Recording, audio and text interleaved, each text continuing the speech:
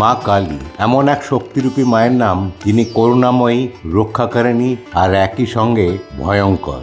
বলা হয়, যারা অন্যায়ের বিরুদ্ধে একা লড়তে পারে না, যারা নিজেকে রক্ষা করতে পারে না, যখন তারা মায়ের শরণাপন্ন হয়, তখন তিনি সেই অশুভ, অন্যায় আর শয়তানদের ধ্বংস করে শান্তি ফিরিয়ে আনেন সন্তানদের জীবনে। অর্থাৎ মা কালী সেই মাতৃরূপী শক্তি, যিনি নিজের সন্তানদের রক্ষা করেন, কখনো স্নেহে, আবার কখনো রুদ্ররূপে। কিন্তু মা কালী কে, কোথা থেকেই বা এলো তার এই শক্তি, এই রুদ্ররূপ? এই নিয়ে নানা মত আছে। চলুন জেনে নেওয়া যাক আদ্যা শক্তি মা কালীর সেই ইতিহাস, যা লুকিয়ে আছে প্রাচীন পুরাণের পাতায়।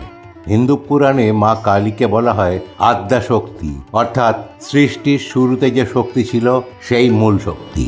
দশ মহাবিদ্যার মধ্যে তিনি প্রথম মহাবিদ্যা। শাক্ত মতে শিব হলেন কাল, অর্থাৎ সময়ের প্রতীক, আর তার শক্তির রূপই হল মা কালী। বলা হয় কাল শিবঃ তস্য পত্নী কালী, অর্থাৎ সময়ের প্রভু শিব এবং তার স্ত্রী বা শক্তি হলেন মা কালী। কালিকা পুরাণে বলে, একসময় পৃথিবী জুড়ে ভয়ানক তাণ্ডব শুরু করে দুই অসুর, শুম্ভ আর নিশুম্ভ। তাদের হাতে পরাজিত হয় দেবতারা, এমনকি দেবলোক থেকে বিতাড়িত হন দেবরাজ ইন্দ্র। হারানো স্বর্গরাজ্য ফিরে পেতে তখন ইন্দ্র তপস্যা শুরু করেন আদ্যা শক্তি মহামায়া।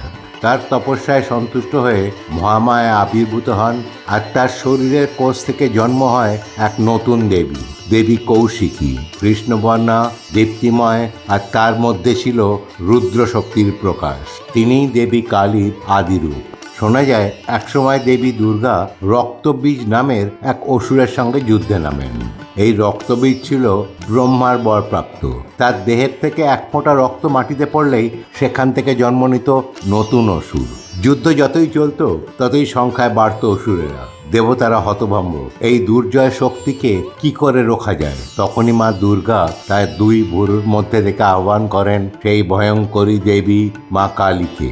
দীপ্ত দেহ, অগ্নির মতো চোখ, খোলা জটাজুট আর গলায় মুন্ডবানা, সেই রুদ্ররূপে অবতীর্ণ হন মা কালী। যুদ্ধক্ষেত্রে এসেই অসুরদের একের পর এক বধ করতে থাকেন, আর তাদের শরীর থেকে রক্ত মাটিতে পড়ার আগেই তা পান করে নিতেন, যাতে এক ফোঁটা রক্ত মাটিতে না পড়ে। এইভাবেই তিনি ধ্বংস করেন রক্তবীজ আর তার অসুর সৈন্যদের। এইভাবে অশুভ শক্তির বিনাশ ঘটে আর পৃথিবী ফিরে পায় শান্তি। কিন্তু এটাই কি মা কালীর শেষ পরিচয়? না, তিনি শুধু ধ্বংসের দেবী নন। তার ধ্বংস মানে পুনর্জন্ম, তার ক্রোধ মানে মুক্তি, আর তার ভয়ঙ্কর রূপের মধ্যে লুকিয়ে আছে অসীম ভালোবাসা। তিনি সেই মা, যিনি সন্তানকে রক্ষা করতে নিজের রুদ্র রূপ দেখান। তাই মা কালী কেবল ভয়ের প্রতীক নন, তিনি ভালোবাসা, শক্তি আর মুক্তির প্রতীক। তিনি সময়ের মতোই অনন্ত, ভয়ঙ্কর, তবু মমতাময়ী, যিনি ধ্বংসের মাধ্যমে সৃষ্টিকে বাঁচান আর অন্ধকারের ভেতরেই খুঁজে দেন মুক্তির পথ। তাই মা কালী হলেন সেই মা, যিনি রুদ্ররূপে ধ্বংস করেন অশুভকে আর স্নেহ রূপে রক্ষা করেন তার সন্তানদের। আজ এই পর্যন্তই। ভালো থাকবেন, সুস্থ থাকবেন। ধন্যবাদ।